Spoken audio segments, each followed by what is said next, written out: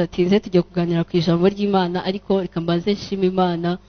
Ndashima Imana yuko yabanye nanjye kuva maze imyaka 2 n'amezi makeya, ariko ndashima Imana ko yanyigishije ibintu bikomeye cyane byahinduye ubuzima bwanjye. Burya nta kintu na kimwe gishobora guhindura ubuzima bwawe hatabayeho change mu mibereho yawe, cyangwa hatabayeho ikintu information ngwize ihindure. Burya n'abakoze jenoside ubu ngubu uramutse bitewe n'ibiganiro bagenda babona, bitewe n'ibintu bagenda bigishwa, ushobora kuganira nakakubwira ati pe nkurikije ibyo nagiye nakira mbona yuko nakoze amakosa. Haleluya.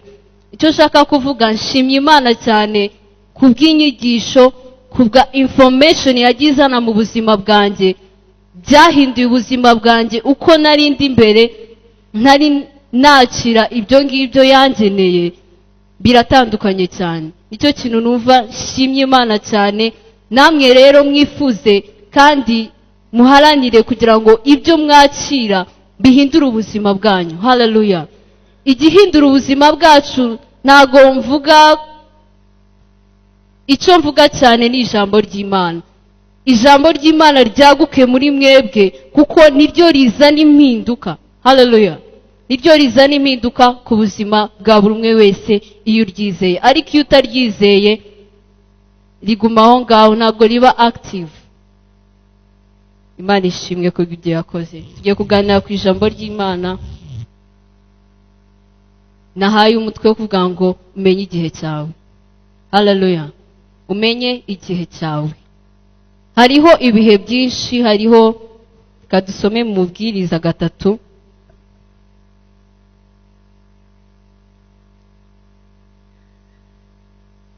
Ibice 3 duhere ku murongo wa mbere. Umutwe w'amagambo aravuga ngo Imana igenera ikintu cyose igihe cyacu. Ikintu cyose kigenerwa igihe cyacu, n'icyagambiriwe munsi y'ijuru cyose gifite umwanya wacu. Hariho igihe cyo kuvuka n'igihe cyo gupfa, igihe cyo gutera n'igihe cyo kurandura ibikuri, igihe cyo kwica n'igihe cyo gukiza, igihe cyo gusenya n'igihe cyo kubaka, igihe cyo kurira n'igihe cyo guseka, igihe cyo kuboroga n'igihe cyo kubyina. Reka tugarukirize hano. Ibintu byose byagenewe igihe cyacu. Niyo mpamvu ibintu bigenda bibaho mu buzima bwacu, iyo ubaye maso ukabimenya, aba ari igihe cyabyo. Imana ifashe mu byumve neza. Icyo nshaka kubabwira, hari ibintu byinshi dukora ariko tukabikora mu gihe kitari icyacu. Haleluya. Ugakora ibintu ariko ntumenye ese muri iki gihe niki nsabwa gukora. Ese ndasabwa kuririmba cyane cyangwa ndasabwa guhagarika kuririmba nkagira ibindi nkora. Ese ndasabwa kuvuga cyane cyangwa ndasabwa guceceka nkatuza kuko ari cyo gihe cyacu. Mumenye igihe murimo, umenye igihe urimo n'ibyo usabwa gukora. Kandi nta kintu kizakumenyesha ibyo ngibyo nuko ugirana ubusabane budahinduka, cyangwa uhorana ubusabane n'Imana yawe kugira ngo ubashe kumenya igihe urimo n'ibyo usabwa gukora. Nk'urubyiruko turi hano nk'abanyeshuri, twavuga ko turi hano kugira ngo twige, dufate umwanya wacu twige, kuko nicyo cyatuzanye nk'uko benshi babivuga. Ariko nubwo twiga, ni impano Imana yaduhaye, ariko hari ibindi bindi mu nshingano zacu nk'abakristo dusabwa gukora. Ese igihe uzi ufite ubu ngubu ni ukwiga cyane gusa? Nabyo bitekerezo, ahari ushobora kuba ari cyo gihe cyawe.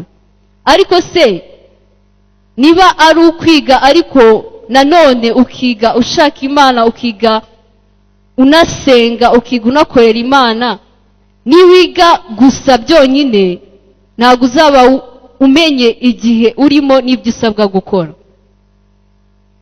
Rero tumenye igihe turimo kandi tumenye n'ibyo dusabwa gukora. Yesu Kristo aza mu isi hari igihe yamaraga, ntabwo yaje amaze kuvuka, amaze kugira imyaka 12, ntabwo yahise yumva ko agomba naje mfite mission ngomba gucungura abantu. Hari igihe yamaze asenga gusa, abantu batari bamubona benshi cyane, amara igihe asenga kugira ngo yakire izindi mbaraga. Igihe kigeze kugira ngo agaragaze cyangwa akore icyamuzanye kigeze, nibwo yahagurutse aragenda. Ndibuka igihe Mariya mama we yamubwiraga ngo ese ko vino yashize tubigenze dute, arabwira se tubigendanyemo gute mubyeyi ko igihe cyanjye kitaragera. Ni ukuvuga ngo Kristo yarazi buri kimwe cyose, yarazi ikimukwiriye n'igihe cyacu. Haleluya. Ndagira ngo mwitekerezeho, wibaze ese iki gihe ndimo niki nsabwa gukora. Ijambo ry'Imana rirambwira ngo mube maso kandi musenge, kuko ubwami bw'Imana buri hafi. Ariko muri no minsi ndetse n'ibyavuzwe n'ibyagiye bihanurwa mu ijambo ry'Imana bigenda bisohora tukabirebesha amaso, ariko kuko imitima yacu ihumye, hari igihe ureba gutya ariko umutima wawe ntubashe kurekoneza ibyo urebye, ukareba bikakunyuraho nyine binyuzeho.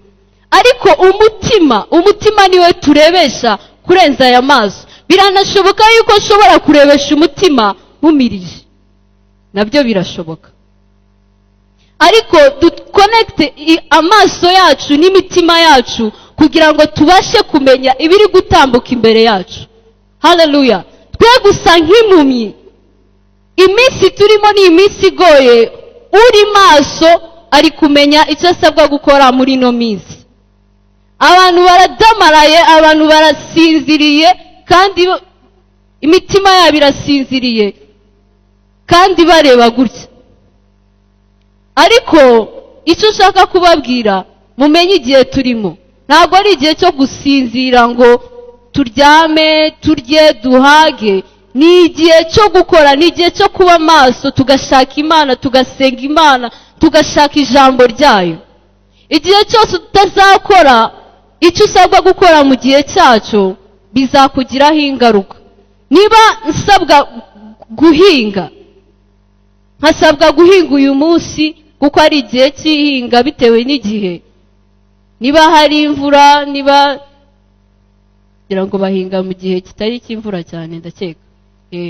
Niba ari nsabwa guhinga ariko simpinge, nkaryama nkatuza, abandi bazahinga, ntabwo bizababuza guhinga, bazahinga. Noneho wowe uzibuka guhinga mu gihe abandi barimo gusarura. Urumva uzaba inzara izakwica. Muri icyo gihe abandi bafite ibyo barimo gusarura, ari igihe wenda cy'inzara, wowe uzapfa kuko utazabona icyo kurya. Rero niba ari igihe cyo guhinga, mureke duhinge.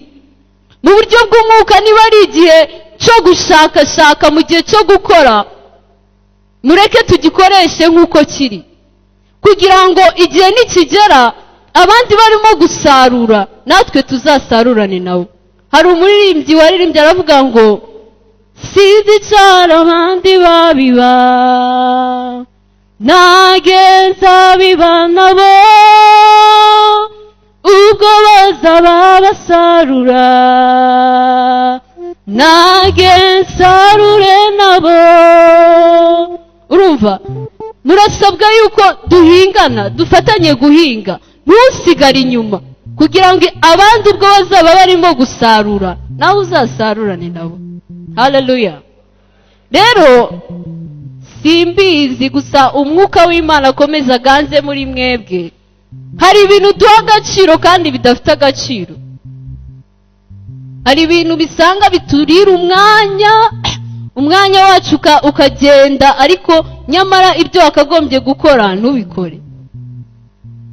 hari abantu benshi mwicaye aho ngaho, ariko ikintu cyakubujije kwegera Imana ugasanga ni ikintu cy'amafuti udakwiye no kuba wanatekerezaho ngo wumve cyakurira umwanya. rero muhaguruke, ndabizi neza ko muri mwebwe ari abantu benshi bifuza gukorera Imana, ariko ugasanga hari impamvu se abantu, inshuti zanjye se bazabibona gute, ugasanga ni utuntu turi kugenda tugukurura, ugashaka gutera intambwe ariko hari utuntu turi kugenda tugukurura tw'amafuti. mumenye ikibafitiye umumaro kurenza ibindi. Haleluya. turacyari batoya, dukoresha imbaraga zacu. igihe uzaba umaze kuba umusaza warameze ivi, ntabwo ari bwo uzibuka kubyinira Imana cyangwa gushaka Imana.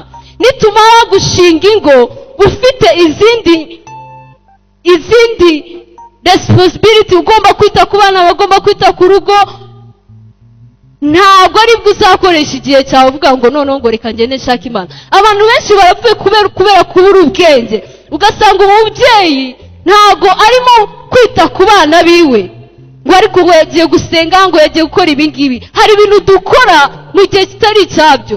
rero mu gihe ubu ngubu ufite umwanya, ufite uburyo, ufite imbaraga, bikoreshe neza. murakoze cyane, Imana ibahe umugisha. igihe cyangaha ni uko kimera, ariko nizere ko ari cyo mwumvise. Imana ibahe umugisha.